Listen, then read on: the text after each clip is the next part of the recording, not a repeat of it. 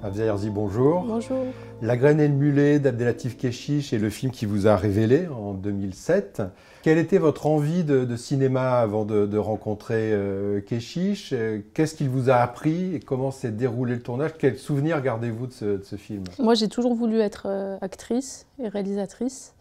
Donc, quand j'ai passé on va dire que j'ai un peu provoqué le casting de La graine et le mulet. J'ai grandi à Marseille, dans les quartiers nord.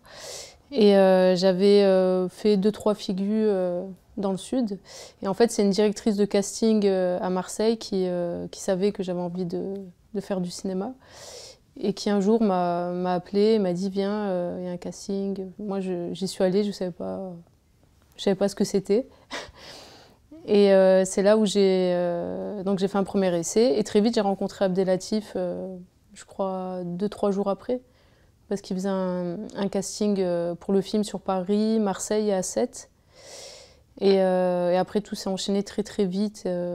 Très vite, il m'a dit qu'il voulait que je sois dans le film. Je ne savais pas trop ce que j'allais faire. J'ai fait confiance et après, voilà, c'est parti. Et c'était un magnifique souvenir. Et c'est vrai qu'en le voyant travailler, en étant sur le tournage, voilà, ça a confirmé que j'avais envie d'un jour faire des films. Mais j'ai toujours aimé ça. Après, bon, j'ai pas eu de formation de scénariste, d'actrice, donc j'ai un peu appris sur le tas, quoi, voilà. Ça vous a tout de suite donné envie de devenir réalisatrice, en fait? C'était oui, conjoint, vraiment. Ce désir de faire du cinéma, c'était conjointement actrice et réalisatrice dès le départ? C'est ça, oui, parce que j'ai toujours été passionnée de poésie, de littérature. Et j'ai toujours aimé écrire. J'écrivais, mais c'était des histoires, quoi, pas vraiment des scénarios, parce que j'avais pas de technique. Mais j'ai toujours eu envie de raconter des histoires. Enfin, je savais vraiment que c'était ça que je voulais faire. Je savais pas trop comment. Et en faisant le film et en le voyant travailler, et même avec ce que j'avais fait un peu avant, la figure, tout ça, je me suis dit non, j'ai envie de faire ça, quoi. J'ai envie d'être à cette place de metteur en scène. Et comment avez-vous géré le succès de La graine et le mulet? Est-ce que ça a été aisé ou pas d'enchaîner sur d'autres films ou alors le succès, c'était génial, hein. Moi, pour moi, c'était trop bien, quoi. Vraiment, je venais de mon quartier où clairement, à part l'imagination, il n'y avait pas grand-chose pour rêver. Et non, j'étais heureuse. Moi, tout ce qui arrivait, j'étais contente. Même si ça s'était arrêté à La graine et le mulet, voilà, ça aurait été pareil. Mais et après, non, j'ai pris les choses franchement simplement. J'étais contente de pouvoir faire d'autres films. Bon, j'ai essayé un peu de choisir. Bon, après, parfois j'ai fait des bons choix, parfois des mauvais choix. Mais bon, voilà, j'avais envie d'apprendre en tout cas. Donc j'essaie de suivre mon instinct et de me dire de toute façon, je pars de pas grand-chose. Donc voilà, j'ai envie d'aller vers des projets qui m'apprennent, quoi. Oui, quand je parlais de gérer le succès de La graine et le mulet, je voulais plutôt dire gérer le succès de l'après-graine et le mulet. Parce que c'est vrai que, oui. non mais c'est moi qui suis mal exprimé, mais c'est vrai que commencer avec Kechiche, ça met la barre assez haut, je dirais, Oui. par rapport à l'exigence et au talent et à l'ambition. Et c'est vrai que, bon après j'imagine qu'il y a eu d'autres rencontres importantes dans votre carrière strictement d'actrice, j'allais dire. Et moi, je pensais en particulier à deux cinéastes que j'apprécie beaucoup, et vous êtes très bien dans ces deux films, et ces deux cinéastes qui, eux aussi, ont à la fois un talent, mais aussi une personnalité, un univers et une exigence assez forte. C'est Alain Guiraudy dans le Roi de l'évasion et Bertrand Bonello dans l'Apollonide. Oui.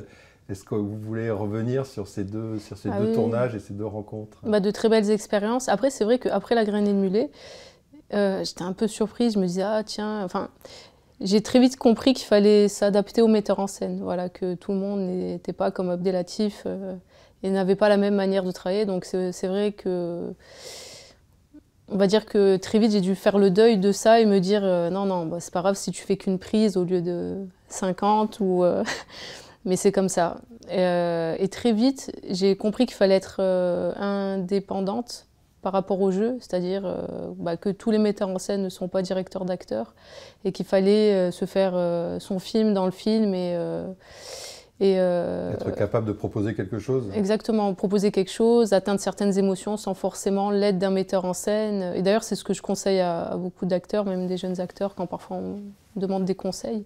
Je leur dis, il faut être indépendant, quoi. Il faut être vraiment... Et après, c'est vrai qu'avec Alain Guiraudie, c'était une autre expérience, c'était super. J'ai appris beaucoup, avec Bertrand Bonello aussi. C'était vraiment des... En tout cas, quand j'ai eu l'opportunité de pouvoir jouer dans ces films, par exemple, Alain Guiraudie, je me souviens, j'avais vu ses précédents films, ses courts-métrages, et tout de suite, je me suis dit, non, l'univers, il est super, quoi, j'ai envie d'y aller, même le personnage. Hein. Et Bertrand, pareil, voilà, différemment, mais pour moi, en tout cas, c'était des opportunités d'apprendre encore plus, quoi, et d'observer. Vous avez souvent tourné sous la direction de réalisatrices, Sylvie Vered, Patricia Mazuir, Aja Marie, il y en a Emmanuel Berco, entre autres. Hein. Trouvez-vous qu'elles portent un regard différent sur vous en tant qu'actrice, en tant que femme? Est-ce qu'il existe une complicité de travail qui est différente? Moi, je ne vois pas de différence, en tout cas, par rapport à ma propre expérience entre les hommes et les femmes. Pour moi, c'est pareil, quoi. Franchement, il n'y a aucune... Non, vraiment, c'est pareil. Et même, il y a des films, parfois, on se dit, ah tiens, ça pourrait être une femme qui l'a réalisé, finalement, c'est un homme. Enfin, chacun sa sensibilité. Non, franchement... Et inversement. Et inversement, ouais, exactement. Donc non, j'ai jamais ressenti de différence par rapport à ça. Sur les cinéastes qui vous ont le plus apporté et qui vous ont le plus donné envie de devenir vous-même réalisatrice, bon, on a compris qu'il y avait Abdelatif Kechiche, Oui. mais est-ce qu'il y en a eu d'autres? Est-ce que vous avez appris certaines choses sur certains tournages? Alors, je pense que j'ai appris un peu sur tous les tournages, même quand parfois c'était difficile, hein, parce que chaque expérience est différente. Les rapports humains, parfois, parfois ça peut être tendu aussi. Mais tout le monde, non, moi je pense que j'ai appris un peu avec tout le monde, dans les bonnes et les moins bonnes expériences. Et surtout, je trouve qu'en tant qu'acteur, actrice, franchement, on a la bonne place parce qu'on rencontre des acteurs, des techniciens, on voit ce qui se passe en coulisses. Parfois, on est confronté à des problèmes techniques aussi, donc on peut bien se préparer si un jour on veut faire un film, quoi. C'est le bon endroit pour... Franchement, c'est un super endroit. Et comment se sont déroulées les retrouvailles entre Abdelatif Kechiche et vous au moment des deux Mektoub My Love, Canto Uno et Intermezzo? Alors, quand il m'a... Enfin, on est toujours resté en contact hein, après La Graine et le Mulet. Et donc, quand il avait le projet de Mektoub, il m'a fait part de son envie que j'y participe. Donc, j'étais un peu... Je lui ai dit, mais t'es sûre? Enfin, t'inquiète pas, si ça se fait pas, c'est pas grave. Parce que bon, j'appréhendais un petit peu. Je me suis dit, bon, est-ce qu'il va pas être déçu? Et vu que... Enfin, j'avais peur qu'il soit déçu et que ce soit différent. Parce que moi, entre-temps, j'avais d'autres expériences, lui aussi. Et finalement, non, franchement, ça s'est bien passé à la première prise. Je me souviens, il était très, très ému. Ouais. Il était très ému et moi, pareil. Donc après, j'ai vu qu'il avait un petit sourire. Je me suis dit, bon, ça va. Mais j'ai découvert un autre metteur en scène, parce que c'est vrai que sur La Graine et le Mulet, moi j'avais le souvenir de faire beaucoup de prises, on pouvait proposer plein de choses différentes, et là sur Mektoub, ça s'arrêtait à franchement 3 prises maximum. Ah oui. Donc je comprenais pas trop, ouais. Je me disais bon, c'est bizarre, et pourquoi on refait pas? Non, j'ai retrouvé, on va dire, un metteur en scène voilà, différent. C'était vraiment différent. Et pouvez-vous nous raconter l'aventure de votre premier film en tant que réalisatrice, Tu mérites un amour? Alors pour Tu mérites un amour, en fait depuis longtemps, j'avais envie de faire un film comme ça sans trop de contraintes. Donc j'avais écrit un Bonne Mère, qui était, voilà, qui devait être mon premier long métrage, qui était un petit peu compliqué, on va dire, à monter. Et j'avais vraiment envie de le faire, mais je voyais que c'était compliqué, donc je me suis dit bon, qu'est-ce que tu pourrais faire qui n'est pas très compliqué, rapidement. Et un jour, je me suis levée, je me suis dit, allez, il faut y aller, quoi. Mais j'avais envie, en tout cas, depuis longtemps, de me lancer ce challenge, de faire un film en peu de temps. C'était plus ça, voilà. J'y croyais beaucoup et après, il fallait trouver quelqu'un pour jouer. Je voulais faire vite, donc je me suis dit, bon, je joue. Et ça s'est fait vraiment sans prise de tête, sans stress. Je me suis dit, au pire, t'as un film, quoi. Au pire... C'est un film qui a la particularité d'avoir été fait en attendant de pouvoir en faire un autre, mais donc dans des conditions, comme vous l'avez dit, extrêmement libres et rapides, mais ça veut dire autoproduit aussi, d'une certaine manière, et fait en mode guérilla, quoi, sans argent quasiment. Mais j'ai toujours cru à ça. En fait, justement, avec l'expérience des films sur lesquels j'ai pu travailler, je me suis toujours dit, mais il y a trop de monde, enfin, c'est trop, on pourrait faire plus simple. Pourquoi on ne fait pas plus simple? Quand les sujets s'y prêtent, hein, évidemment. Et j'avais cette envie-là de me dire, voilà, on peut faire un peu à l'ancienne, voilà, entre nous, on peut faire du cinéma comme ça, quoi.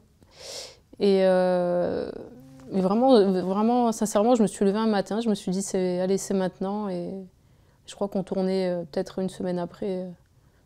Vous aviez un chef opérateur, vous aviez quelqu'un au son, enfin vous étiez une toute petite équipe, et c'est des amis, c'est des gens qui avaient accepté de travailler c'est ça, c'était des amis. Bénévolement. Oui, même les décors. Hein. Les décors, c'était dans mon quartier où j'habitais à l'époque. Je suis allée voir quelques commerçants, j'aurais demandé, ils m'ont dit « Ok, viens demain à telle heure, tu peux tourner 2 heures ». Donc non, c'était... Après, bon, aussi, j'avais contacté quelques acteurs. Parfois, il y en a qui sont revenus, qui sont jamais revenus. On va dire que c'était l'adaptation au jour le jour, mais vraiment, sincèrement, sans stress, quoi. Je me disais, bah, c'est pas grave, c'est le destin, quoi. S'il n'est pas venu, s'il n'est pas venu, s'il y a ça. Et c'était une super expérience, franchement. C'est vrai que c'est une autre façon de faire du cinéma, et ça n'a pas empêché le film, d'une part, d'être très réussi, mais ensuite, après, de sortir, voilà, d'être montré, d'avoir une bonne réception, et d'être c'était super, un vrai premier film. Et heureusement que je n'ai pas fait Bonne Mère avant, parce que j'avais pas, du coup, je pense que... Ça a été un entraînement aussi, exactement. Il n'y a rien sans rien, et je crois que ça m'a apporté un peu plus de maturité, le fait de faire Tu mérites un amour avant, et... Donc aucun regret. Et est-ce que vous considérez ce film, qui est un peu un film à la première personne, hein, que vous avez écrit, mais aussi que vous interprétez, donc vous tenez le premier rôle, enfin le rôle principal, est-ce que vous le considérez comme une sorte d'autoportrait déguisé? Ah oui, un petit peu. De toute façon, dans les films, je trouve, en tout cas moi personnellement, même dans ce que j'écris, il y a toujours un peu de nous, enfin... Un petit peu, oui, bien sûr, c'est un peu un autoportrait, on va dire, déguisé... d'il y a quelque temps, quoi.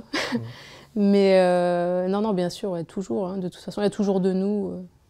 Mais c'est un film qui est à la fois un autoportrait, en tout cas un film sur un moment donné de vous-même, de votre vie, de ce que vous êtes, mais c'est aussi un film sur un état des lieux d'une époque en France, d'une génération, parce que c'est un film qui parle beaucoup du rapport amoureux, des relations amoureuses, du dialogue amoureux, de la façon dont on parle, dont on vit, dont on fait l'amour.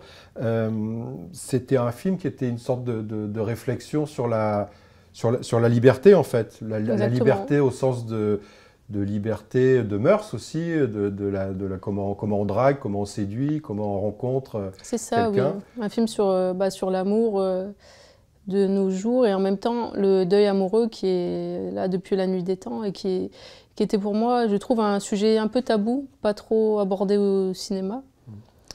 Et en fait, quand j'ai compris que, on va dire, le chagrin d'amour était universel, hein, que peu importe la religion, tout, quand on a une peine de cœur, voilà, il y a des gens même qui s'en remettent jamais. Hein.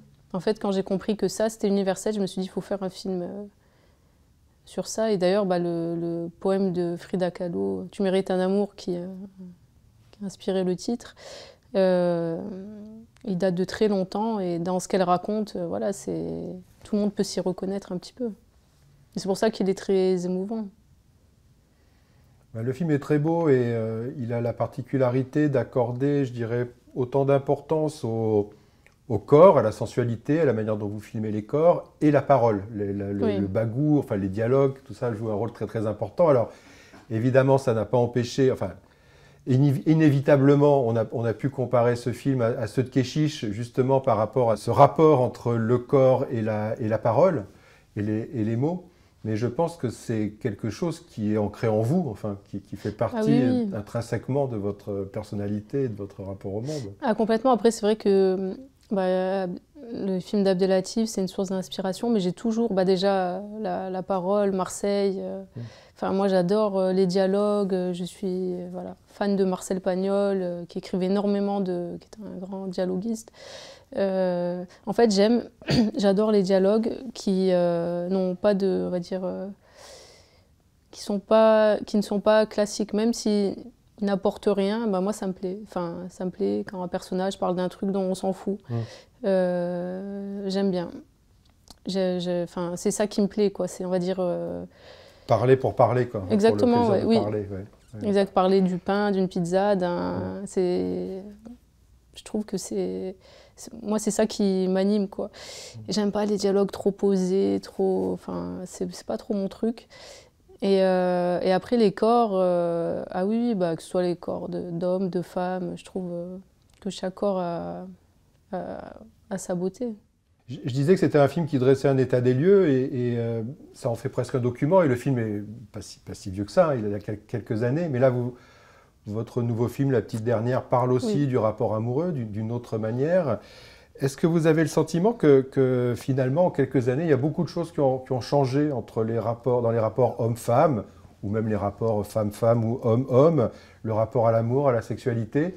Est-ce que chaque film, finalement, ne dit pas quelque chose sur une époque d'identique ou de différence sur l'époque de son tournage? Alors, je pense que pour Tu mérites un amour et La Petite Dernière, bon, c'est vrai que c'est pas très... Enfin, c'est assez rapproché. Non, c'est vrai qu'on va dire que de nos jours, on va dire que la jeunesse s'assume plus. C'est-à-dire qu'on va plus assumer son attirance pour une personne du même sexe ou les deux sexes. Voilà, il y a plus de liberté. Et après, on s'assume. Non, je dirais qu'on s'assume plus, quoi. Que la jeunesse s'assume plus, voilà. Assume plus, est plus libre. Il y a moins de pudeur, quoi. Pour moi, il y a moins de pudeur qu'à l'époque. Et vous parliez de Tu mérites un amour comme un galon d'essai, un petit peu, enfin une manière d'apprendre en faisant, d'une certaine manière. Et comment vous avez pensé ou inventé, imaginé votre mise en scène, la direction des acteurs, en sachant que vous aviez peu de temps et peu d'argent, mais aussi une grande liberté? Est-ce qu'il y avait des principes fondateurs comme ça, de voilà, je vais faire ce film comme ça, je vais le filmer comme ça? Non, pas vraiment. Je savais que j'avais envie d'un film qui ne fait pas vraiment film, qui a pas trop... Bah, de toute façon, j'avais pas les moyens de faire une esthétique incroyable, mais je m'en fichais. Mais c'est pour ça que c'est moi qui ai fait... Enfin, qu'il n'y avait pas de costumière, il n'y avait pas de maquillage, il n'y avait pas tout ça. Parce que vraiment, je voulais que ça fasse un peu documentaire. Et après, j'ai fait à l'instinct. Franchement, bon, il y a des scènes que j'avais imaginées précisément, et d'autres, ça a été l'instinct. Parfois, je leur donnais le texte le matin même, exprès. En tout cas, il y avait une volonté, une recherche de naturel et de spontanéité. Oui, d'accidents, de moments de vie, quoi. Voilà, j'avais envie de vérité. Et pour une actrice qui dirige des acteurs et des actrices qui étaient souvent moins expérimentés que vous, enfin plutôt néophytes, comment vous les dirigiez? Qu'est-ce que vous leur disiez? Alors moi, j'adore la direction d'acteurs. Franchement, ça c'est... Et pour moi, justement, c'est pour ça que j'ai mélangé des non-acteurs aussi. Je pense qu'on peut tous être un peu acteurs. Enfin, j'y crois beaucoup à ça. Et c'est pour ça que j'aime bien prendre des gens aussi. Par exemple, dans La Petite Dernière, il y a un rôle de pneumologue, c'est un vrai pneumologue dans la vie. Dans Bonne Mère aussi, il y a une avocate qui est une vraie avocate, le dentiste aussi. Enfin, j'aime bien aller vers des gens qui sont vraiment les personnages, mais du coup qui sont dans... Enfin, après que je mets en scène. Mais non, bah après, je pense que c'est une adaptation, on s'adapte. Voilà, chacun a son caractère, donc... Il y a des personnes plus sensibles que d'autres. Enfin, j'essaie de... Voilà, déjà que tout le monde s'entende bien, qu'on s'entende bien, et le rapport humain avant tout. Moi, j'aime bien prendre le temps avant avec les acteurs pour faire connaissance, discuter, créer vraiment une relation pour que la personne puisse s'abandonner aussi après devant la caméra. Et même, je trouve que c'est important qu'il y ait une complicité, un truc, quoi. Il faut qu'il y ait quelque chose Vous aimez bien organiser un mélange, en fait. Oui, c'est ça, oui. Et le rapport humain, il est super important, quoi, parce que c'est normal. Moi, je sais qu'en tant qu'actrice, Bon, maintenant moins parce que j'ai, voilà, bah, avec l'âge, etc. Mais plus jeune, je sais que quand humainement il y avait un truc que j'étais pas à l'aise, c'était compliqué d'être à l'aise après, on va dire, devant la caméra. Mais après, quand on est à l'aise, on fait confiance, quoi, et on a envie de donner le maximum à la personne qui nous filme. C'est important de... Enfin, pour moi, c'est vraiment important le rapport humain. Il faut aimer ses acteurs, ses actrices. Sinon, c'est compliqué de les filmer, quoi. Au sujet de Bonne Mère, qui donc est devenu, par la force des choses, votre deuxième film, au lieu d'être votre premier, vous aviez dit à l'époque, c'était une histoire dont vous ressentiez qu'il était de votre devoir de raconter, finalement. Comme s'il y avait un besoin de faire ce film, mais aussi une sorte de responsabilité. Oui, bah, je viens de Marseille, des quartiers nord. C'est un peu autobiographique, hein, parce que bon, ma mère, elle faisait des ménages, bon, pas dans les avions, hein, ça c'est pour le cinéma, dans un collège. Et c'est vrai que j'ai toujours eu beaucoup d'admiration pour ma mère, je suis très proche de ma mère. Donc j'avais envie de raconter en tout cas l'amour maternel, tel que moi je l'ai connu. Et c'est pour ça aussi qu'après dans les autres projets, les personnages de mère, ils sont toujours, on va dire, positifs, parce que moi c'est l'image que j'ai, avec laquelle j'ai grandi, avec laquelle j'ai eu la chance de grandir. Mais j'avais envie de mettre la lumière sur ces fantômes de la société, ces mères voilà, qui sont seules, qui essaient de s'en sortir, qui essaient d'être, qui sont honnêtes. Je voulais raconter la difficulté d'élever des enfants seuls aussi. Que parfois on peut avoir des bons parents, mais que les enfants ils prennent une autre route. C'était pour moi important pour les parents et les enfants. J'avais envie, voilà, de mettre en lumière un personnage qu'on n'a pas l'habitude de voir au cinéma aussi. C'est vrai que c'est un film qui met en lumière cette femme présentée comme qui est admirable et qui est une mère, mais autour d'elle, je dirais qu'il y a des cercles qui vont de ses enfants, de la famille, mais aussi des gens du quartier, de ses amis. C'est aussi sur la vie d'un quartier. C'est ça. Et la pauvreté en France aussi. C'est un film presque choral d'une certaine manière, par moment. Par rapport à Tu mérites un amour, qui était quand même plus centré sur un personnage, comment vous avez appréhendé la mise en scène, le montage, la réalisation du film?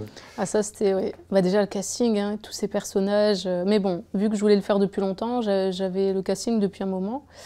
C'est vrai qu'il fallait faire exister un peu tout le monde. Et pour moi, même s'il y a des seconds rôles, des troisièmes rôles, pour moi tout le monde est important vraiment. Quand je fais les castings, je dis à la directrice de casting, on casse tout le monde comme si c'était le rôle principal. Et même la figuration. Hein. Il faut vraiment des gens qui puissent savoir jouer s'il faut jouer au dernier moment. Donc non, mais j'ai beaucoup imaginé. Et après, j'ai essayé vraiment de mettre tout le monde en valeur. C'est pour ça que je travaille avec 2 caméras. Enfin, même sur Tu mérites un amour, je n'y serais pas allée si j'avais eu qu'une caméra, pour essayer de capter un maximum la vie autour. Et après, au montage, c'est ça, il faut se dire, bon, est-ce que cette personne, on a envie de la voir, de l'entendre il faut doser, quoi. Mais j'aime bien quand il y a du monde. C'est compliqué à écrire, à filmer, à diriger aussi, parce que parfois, voilà, il faut gérer tout ça. On est un peu, on va dire, chef d'orchestre de tout ça. Mais j'adore, ouais. J'aime bien, un peu comme, voilà, moi j'adore Pagnol, donc chez Pagnol aussi, il y a beaucoup de personnages. Et ça décrit souvent la vie d'un village, d'un quartier. C'est ça, exactement, ouais, c'est la vie. D'un immeuble. Ouais. C'est la vie et Bonne Mère, non, j'ai adoré, ouais. J'ai adoré filmer tous ces visages. Il y a une temporalité étrange dans le film, j'ai trouvé quand je l'avais vu, c'est que c'est un film contemporain, et en même temps, comme c'est un film qui évoque beaucoup de souvenirs d'enfance, de souvenirs de mémoire de votre famille, de votre propre mère, il y a des choses qui semblent venir des années 90. Oui. Donc il y a presque un décalage entre le monde d'aujourd'hui, le monde de votre enfance, vos souvenirs, et même par rapport à une topographie des lieux, des cités, des quartiers populaires de Marseille. Est-ce que c'est quelque chose que vous avez constaté comme ça en faisant le film, ou est-ce que vous en étiez consciente? Est-ce que c'est plus ou moins volontaire? Non, c'est volontaire et c'est réaliste parce que déjà l'appartement de la mère, c'était voulu vraiment qu'il y ait des choses un peu des années 90. Parce que je partais du principe où, vu qu'elle n'a pas les moyens, elle a ses meubles depuis des années. Et ça, c'est des choses qui ne bougent pas, quoi. Ça ne bouge pas. Ça, c'est vraiment une réalité. Hein. Ouais. C'est vraiment une réalité où parfois, il y en a qui c'est de la récup, ou ils gardent parce que ça coûte cher. Et pour moi, la mère et ses enfants, ils n'évoluent pas de la même manière. Donc elle va rester un peu plus, on va dire, à l'ancienne. Et de l'autre côté, c'est autre chose, quoi. Mais je suis d'accord, oui, complètement. Après, voilà, c'est mes souvenirs un peu... Oui, bien sûr. Mais tourner ce film dans des lieux que vous aviez connus plus jeunes, est-ce que c'était des retrouvailles aussi avec Marseille ou avec certains quartiers? Ou est-ce que vous aviez gardé le contact ou pas? Ah oui, j'y allais régulièrement, justement pour m'inspirer. Et vraiment, où on a tourné, j'ai grandi vraiment en face, dans l'immeuble d'en face. Et non, c'était... on va dire j'ai entretenu le lien longtemps pour garder l'inspiration. Après, c'est sûr que ça a changé. Hein. Moi, à mon époque, on jouait en bas, c'était tranquille, et maintenant, c'est vraiment dégradé, quoi. On en vient à la petite dernière, votre troisième long métrage. Alors, vos deux premiers films étaient très personnels. Je pense que celui-ci l'est également, hein, c'est pas la question. Mais la matière, l'origine est différente, puisqu'il s'agit d'une adaptation d'un roman, le Fatima Das. Alors, une adaptation très libre et très personnelle, puisque la forme, je dirais, la narration n'est pas la même.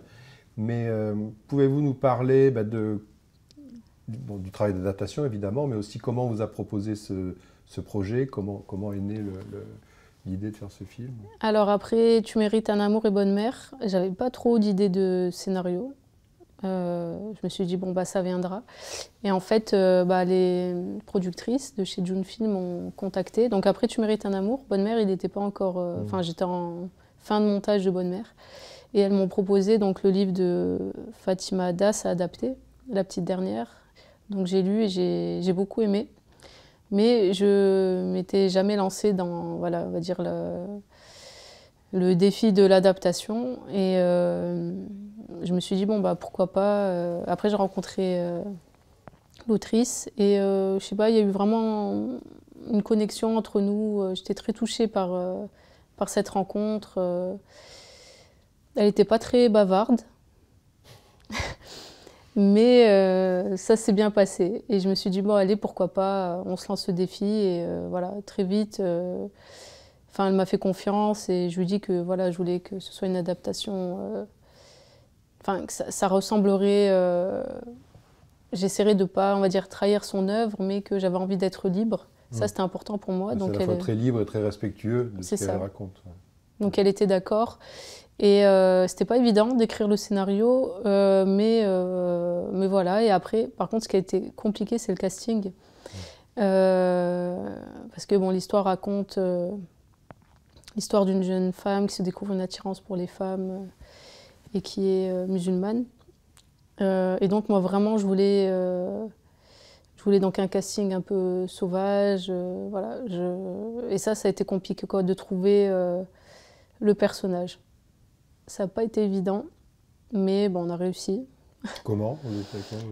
On a fait un gros casting, presque un an de casting, à Paris, on a casté à Marseille, un peu partout en France. Donc la directrice de casting, elle a infiltré les Gay Pride, les soirées LGBT, et on l'a trouvé... j'ai eu plusieurs propositions et c'est vrai que quand j'ai vu la photo de cette fille, j'ai eu tout de suite un coup de cœur, vraiment en photo. En photo, je me suis dit, mais elle est super. Et donc après, ils l'ont vue, ils l'ont revue. Et quand je l'ai rencontrée, je me suis dit, c'est elle. Est-ce que vous pouvez nous en dire plus sur cette actrice, justement, la nommer et puis raconter un peu comment ça s'est passé avec elle? Parce que c'est vrai qu'elle est extraordinaire et que c'est la grande révélation du film. C'est un peu... comme quand on a découvert Asia Herzi dans La graine du mulet, j'allais dire. Elle est formidable. Ça a été un coup de cœur, vraiment, en photo. En photo, au début, autour de moi, on va dire, l'entourage professionnel avait un petit peu des doutes. Et moi, j'étais sûre, dès que j'ai vu sa photo, j'ai dit, mais elle est magnifique. Mais j'avais un peu des doutes sur ses origines. Je ne savais pas trop si elle était maghrébine ou métisse, ou je ne savais pas. Et au final, il s'est avéré qu'elle avait pas mal de points communs avec le personnage. Et donc après, elle a commencé à faire des essais. Bon, au début, c'était pas trop ça, parce que de base, c'est pas, elle n'a pas envie de faire du cinéma, c'était pas son truc. Elle est étudiante. Elle s'appelle comment? Elle s'appelle Nadia Meliti, étudiante en sport, à la fac de sport. Donc c'est vrai qu'au début, quand en casting sauvage, on prend quelqu'un, on lui dit tu veux passer un casting, on lui fait faire des essais. C'est sûr qu'au début, c'est chaotique parce que on se retrouve dans une pièce, on joue avec, c'est pas évident. Donc très vite, les premiers essais c'était pas bien, mais moi je voyais qu'il y avait une présence, quelque chose, et je me suis mise à sa place. Je me suis dit non mais c'est normal. Quand t'as pas l'envie de faire ça depuis toujours, et même si t'as l'envie de faire ça depuis toujours, c'est pas évident. Une première fois, t'es dans un bureau, tu joues la comédie, c'est compliqué. Et après j'ai voulu la rencontrer, et vraiment quand je l'ai rencontrée, on a discuté, mais pas trop, parce qu'elle n'était pas très bavarde. Et quand elle est partie de dos, c'est quand je l'ai vue marcher de dos, je me suis dit non mais c'est elle. Et c'était pas facile, parce que vraiment, elle n'était pas très bavarde, un peu froide. C'était de la timidité? Je pense que c'était de la timidité, mais... et j'ai été sûre, quoi. Et après, on s'est mis à travailler. On a travaillé longuement pour trouver le personnage, et aussi apprendre à se connaître, parce que c'est normal, il fallait qu'elle ait confiance et qu'elle soit à l'aise. Elle a trouvé ses marques, elle a apprécié l'expérience. Et elle a vraiment apprécié. Et c'était super, franchement, c'était vraiment super. Elle a fait pas mal d'essais, mais moi je savais que ça allait aller. J'avais une intuition qui me disait, comme pour Bonne Mère, quand j'ai vu Halima Ben Hamed, qui joue la mère, pareil. C'était pareil, un coup de cœur tout de suite. Je sentais que, voilà. Et même, elle avait une intelligence de jeu, un truc... Non, vraiment coup de cœur et sans regret, quoi. Qu'est-ce qui vous a plu, qu'est-ce qui vous a attiré ou intéressé dans cette histoire, dans le roman La Petite Dernière? Alors, ce qui m'a plu, c'est que moi, j'ai connu des jeunes femmes comme le personnage de Fatima dans son roman. J'avais envie de parler d'une communauté et d'une jeune femme, encore qu'on n'a pas l'habitude de voir au cinéma, voilà. J'avais envie que certaines jeunes femmes et jeunes hommes aussi puissent s'identifier à ce personnage, à cette fille de cité qui a cette attirance et et c'est difficile pour elle de s'assumer. En fait, ce qui m'a profondément émue, c'est ce mal-être intérieur, le mal-être intérieur du personnage, et même en échangeant avec l'autrice, voilà, très vite on en a discuté. C'est ce qui m'a émue. Je me suis dit tiens. Et même je sais que je connais des gens aussi qui parfois peuvent être attirés, savent qu'ils sont attirés par des personnes du même sexe, mais vont faire leur vie avec une autre personne, par rapport à la famille, par rapport à, parce qu'ils sont dans un rejet, un déni, et ça c'est horrible, et c'est ça qui m'a touchée. C'est un peu ce dont parlent tous vos films, et celui-là en particulier, c'est la question de la liberté d'être accepté par les autres, mais aussi de s'accepter soi-même. La question de l'émancipation par rapport au regard des autres, mais aussi par rapport à ses propres sentiments ou ses tourments intérieurs. Et l'envie de vivre, moi c'est ça qui m'émeut profondément. C'est cette jeunesse qui a envie de vivre, cette fille qui a envie de vivre, qui essaie de se battre, qui n'accepte pas qui elle est, mais en même temps son attirance, elle est là, sa nature, elle est là, et elle ne peut rien faire. C'est en elle, c'est comme ça, et ça ne changera pas. Et elle a envie de vivre, de vivre des expériences, d'assouvir ses désirs, et c'est humain. Et c'est une histoire de ce conflit intérieur, mais c'est aussi un conflit avec sa propre culture et sa propre religion, puisque c'est quelqu'un de croyant et qui veut être en paix avec sa foi et avec sa culture aussi. C'est ça, la foi, la culpabilité qui est là, constant. Tout ce conflit intérieur, ce conflit intérieur. Et c'est pour ça que c'est vraiment ça qui m'a bouleversée, vraiment. Et parce que de toute façon, c'est une communauté qui souffre. Hein. C'est une communauté qui souffre parce que c'est pas évident hein, d'être gay, lesbienne. C'est pas facile parce que on a et de s'assumer quoi, le regard des autres, les gens. Par rapport à son sujet, c'est peut-être un film qui est moins léger, plus grave que les précédents, et où il y a souvent un sentiment d'inquiétude, et surtout dans les scènes d'intimité. Alors je pense des scènes d'intimité, de dialogue, de confidence entre deux personnages. Il y a aussi des scènes d'intimité plus de l'ordre de la sensualité, mais ce n'est pas le cœur du film. Comment avez-vous travaillé avec des protagonistes qui, comme l'actrice principale, n'étaient pas forcément soit professionnelle ou avec beaucoup d'expérience, et qu'est-ce que vous cherchiez à révéler, à faire passer dans cette intimité? J'ai vraiment beaucoup échangé avec tout le monde, on a pas mal répété. On a pas mal répété pour que je puisse leur expliquer aussi on va dire le sous-texte des séquences, notamment pour la séquence de fin, bon je ne veux pas raconter, mais une scène où rien n'est dit, mais on comprend, et ça c'était pas évident à expliquer. Mais bon, on a réussi. Au bout de plusieurs répétitions, ah ok, j'ai compris, d'accord, c'est bon. Mais non, j'ai essayé d'être le plus sincère possible. D'être le plus sincère possible. Et de toute façon, quand j'écris, j'essaie vraiment de me mettre dans la peau du personnage. Et même avant ça, j'ai quand même pas mal, on va dire, enquêté. Je suis allée sur le terrain, je suis allée dans les soirées. J'ai échangé avec beaucoup de personnes de la communauté, des gens qui étaient proches des personnages aussi. Parce que pour moi, je ne connaissais pas les soirées lesbiennes, la Gay Pride, etc.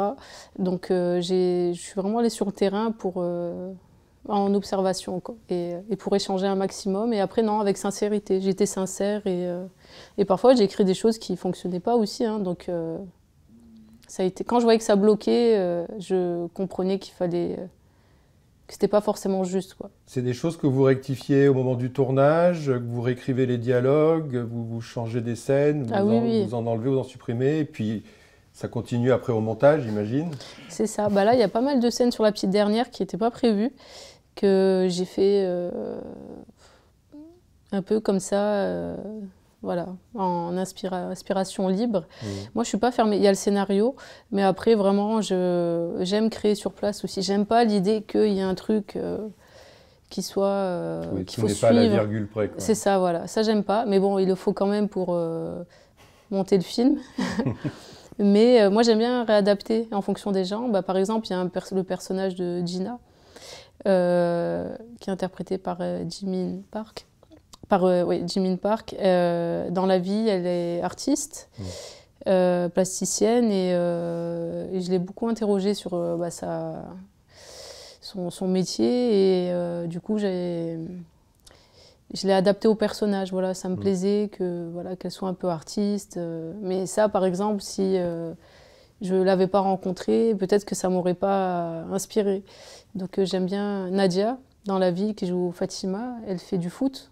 Et je trouvais ça super, quoi. Du coup, j'ai rajouté au personnage aussi. Vous vous inspirez de vos personnages, enfin des actrices C'est ça. Quand il y a quelque chose d'intéressant, Et Jimin Park, on l'avait découverte dans Retour à Séoul de Davy Chou. Elle était formidable. C'est en voyant ce film que vous avez pensé à elle, ou comment vous l'avez rencontrée? Elle a fait le casting ou Alors Jimin, c'est une drôle d'histoire. Et donc il y a Davy Chou qui m'a contactée pour un projet. Et donc j'ai rencontré, et donc il m'a envoyé le lien de Retour à Séoul que je n'avais pas vu. Et donc je lui ai dit, mais ton actrice, elle est formidable, il me faut son contact absolument. Donc c'est grâce à cette rencontre avec Davy. Et j'ai adoré, quoi. Et après je l'ai vu, on s'est rencontrés, et ça a été un coup de cœur. En tout cas, dans le film, j'ai été frappée par son magnétisme. Et pareil, je trouvais que que c'est un visage qu'on n'a pas l'habitude de voir aussi au cinéma et ça me plaisait de montrer, on va dire, la France d'aujourd'hui quoi aussi. Le métissage. Le métissage, la vie. C'est pas du tout quelqu'un qui se destinait à devenir actrice non plus. Non. Quoi. Enfin, je sais pas si elle va continuer, mais en tout cas. Ah bah elle a vraiment beaucoup de talent. Oui. J'espère qu'elle continuera. Oui. Et en tout cas, j'étais impressionnée dans le film de Davy. Enfin, je me suis dit, c'est pas possible, c'est pas la première fois qu'elle joue. Mais c'est surtout sa présence, quoi. Vraiment, elle dégage quelque chose de très fort. Oui. Et le fait d'être réalisatrice maintenant, avec 3 films, est-ce que ça a modifié votre rapport au jeu, au métier d'actrice, au rapport avec un autre réalisateur ou une réalisatrice qui va vous mettre en scène? Alors, on va dire que je comprends plus la difficulté de faire un film, même si avant, moi, j'avais beaucoup de respect, hein, sur les plateaux. Mais voilà, je sais que chaque scène est importante, chaque moment est important, et qu'il faut essayer d'être bien concentré, voilà, que chaque minute compte. Et après, non, moi, quand je suis actrice. Franchement, c'est tellement dur, la mise en scène, que je préfère être tranquille. Vous reposer. Ouais, c'est ça, ouais, non, je suis tranquille. Mais même, en plus, par respect pour les réalisateurs, je ne vais pas me mêler, non. Mais votre désir de jouer est toujours là? Oui, toujours, mais c'est vrai que bon, déjà, j'essaie de choisir, mais là, encore plus, quoi, j'ai pas envie j'ai envie de faire des choses qui me plaisent, quoi, des personnages qui me parlent. Bah, vous avez bien choisi, puisque le cinéma vous a offert récemment de très beaux rôles, puisqu'on vous a vu dans Borgo de Stéphane de Moustier, dans la prisonnière de Bordeaux de Patricia Mazui, qui sont des grandes réussites. Vous êtes formidable. Est-ce que vous êtes particulièrement heureuse d'avoir participé à ces 2 films d'auteur oui. avec des personnages de femmes très, très forts Bah, les 2, déjà, Borgo, j'ai adoré. C'était vraiment, déjà, je connaissais le travail de Stéphane, que j'aimais beaucoup. Et après, vraiment, c'est un metteur en scène. J'ai adoré travailler avec lui, c'était super. On s'entend vraiment bien, artistiquement et humainement. Et j'ai beaucoup appris avec lui aussi. C'était vraiment une très très belle expérience.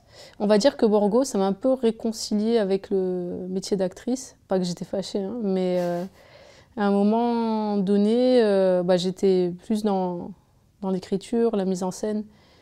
Et on va dire je me sentais moins épanouie, quoi. Voilà, j'avais pas forcément des rôles qui m'animaient. On sent qu'il y a un grand investissement dans ce film, dans ce rôle, parce que j'imagine que ça a nécessité en plus de la préparation, de la recherche, de la documentation, quoi, pour que vous soyez crédible dans ce rôle. Moi, surtout la crédibilité, j'y tiens, parce qu'en plus, avec le cinéma que j'ai envie de faire, que j'essaie de faire, chaque approche de personnage, j'essaie de me dire, voilà, il faut que ça fasse vrai. Donc oui, après, avec Bonne Mère, j'avais l'expérience de la prison, parce que j'avais passé aussi du temps en prison. J'avais animé quelques ateliers de cinéma. Pour Borgo, je l'ai poursuivi, je travaillais avec une sociologue. J'ai observé, j'avais une amie d'enfance qui était surveillante, donc j'ai beaucoup échangé avec elle. Mais oui, de toute façon, vraiment le personnage, j'ai adoré, quoi. J'ai été à l'aise, c'était trop bien. Et avec Patricia, pareil, un univers différent. Mais souvent, Patricia me disait, bon, là, je m'en fous du réalisme, il faut en faire plus. Donc c'est vrai qu'elle essaie de me pousser vers un truc plus joué. Oui, c'est pas un cinéma très naturaliste, ça dérape un peu parfois dans la folie ou dans le délire. Donc il fallait un entre-deux. J'essayais de faire un entre-deux parce que j'avais peur d'en faire trop, mais après je lui ai fait confiance. Mais c'est vrai qu'elle répétait sans cesse à l'italienne, donc il fallait exagérer. Mais c'était super aussi parce que c'est deux univers différents, mais... Et puis c'était la rencontre avec Isabelle Huppert que vous avez retrouvée aussi sur le film de Téchiné. Donc ça fait former un couple vraiment incroyable. Ouais, c'était vraiment... j'avais fait le film de André avant. Avant, oui. Ouais. Et pareil, André, c'était magnifique, quoi, parce que moi, je suis fan de ses films. Et André... D'ailleurs, je lui ai montré La Petite Dernière pour avoir son avis. Et il m'a donné pas mal de conseils. Mais c'était super. Ouais. Même la rencontre avec Isabelle, c'était vraiment formidable. Ouais. Et il y a un autre très beau film de l'année dernière, non, il y a 2 ans, mais on s'en souvient encore très bien, qui a beaucoup marqué, c'est Le Ravissement d'Iris Kattenbach. Très beau premier film, un très très beau rôle pour vous. c'est un film qui tourne autour de plusieurs thèmes, et notamment de la maternité. Et la maternité dans ces films dont on parle, aussi dans Borgo, dans le film de Téchiné, l'impression que, alors c'est ce que les cinéastes vous proposent, mais le fait d'interpréter des jeunes mères récemment, est-ce que c'est un choix délibéré? Qu'est-ce que ça vous intéresse particulièrement? C'est venu à moi, et après ça y est, j'ai plus 18 ans, comme sur La Graine et le Mulet. Donc non, c'est bien. Ça permet aussi d'évoluer artistiquement. On évolue avec son âge.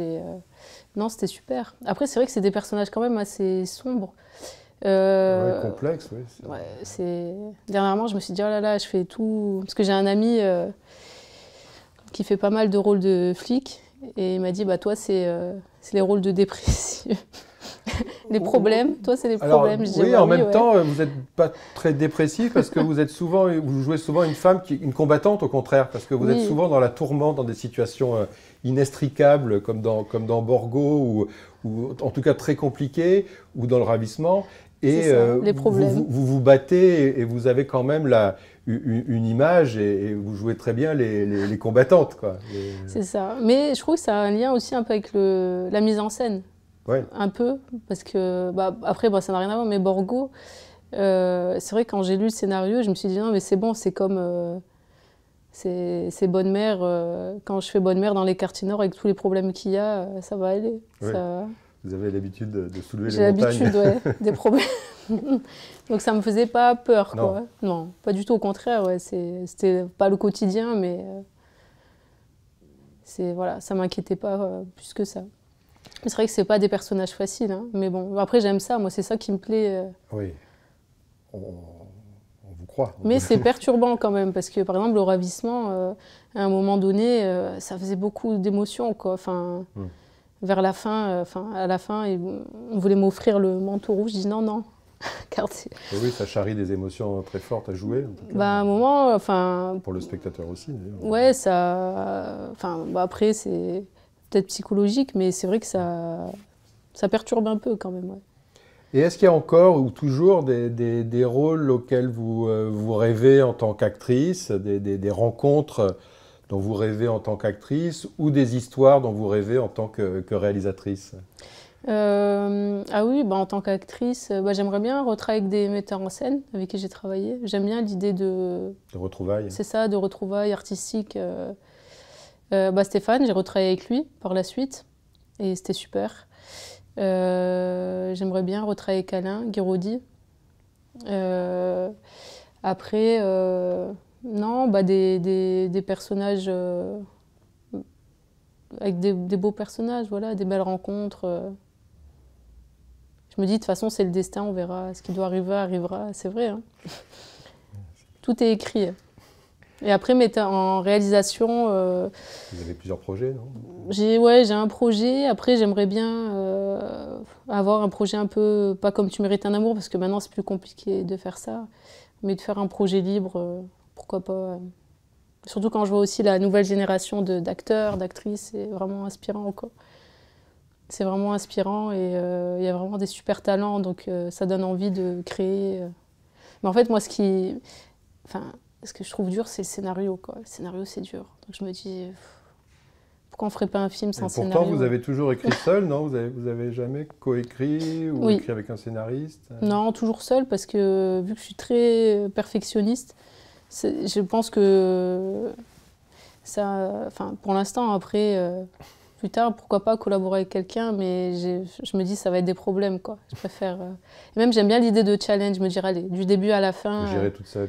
On essaie seul et on verra. Et en plus, vu que j'adapte sur place aussi... Vous pouvez tout changer. Mais scénario, ça m'embête. Hein. J'aimerais bien faire un film sans scénario, mais bon, personne ne le financera.